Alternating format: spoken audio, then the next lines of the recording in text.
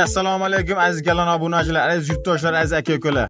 Mana temizda turgan qora bayir masla yangisidan akalar 0 probeg yili 2025.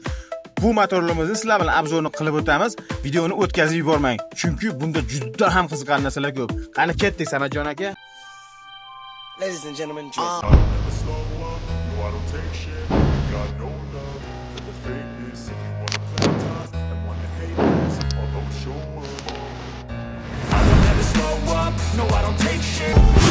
Akalar, bu motorlarimizning yuk ko'tarish hajmi 3 tonna bo'ladi va 3 tonnani shu bilan birga bemalol ag'dar oladi. Chunki bu motorlarimiz samasvar bo'ladi akalar. Bu motorlarimizning qo'shimcha narsalari oldinavoy, bakavoy va o'zining 12600 lik zapaska bilan jihozlangan. Bundan tashqari akalar, juda ham ko'p narsalar qulayliklar bor.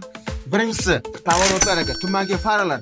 Tumangi faranchida albatta ikkinchi pavorotlar ham joylashgan. Juda ham chiroyli va qiziq. Danli birinchi chiroqlarga akalar gap so'z yo'q. Ya'ni balon razmerlarini aytib o'tamiz. Balon razmeri 12600 lik orqalari. Juda ham ulkan va yuk ko'tarishning qobiliyatiga juda ham ega. Oldi balon esa 12500 lik. Bu motorlarimiz radiator antifriz bilan jihozlangan. Albatta bundan tashqari benzin yurgisi kelmasa, propan gaz balonni ham qo'ya olasiz.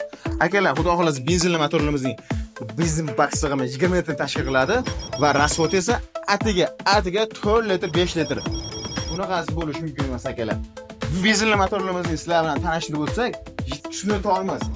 Bunaqasi yo'q akalar. Albatta gazni bosing keling, bugun olgan soqqani ham bosib olasiz. Xudo xolasa akalar, super narxiga gap so'z yo'q. Eng arzoni ham arzoni faqat Ganlanda. Hammalarni kutib qolamiz.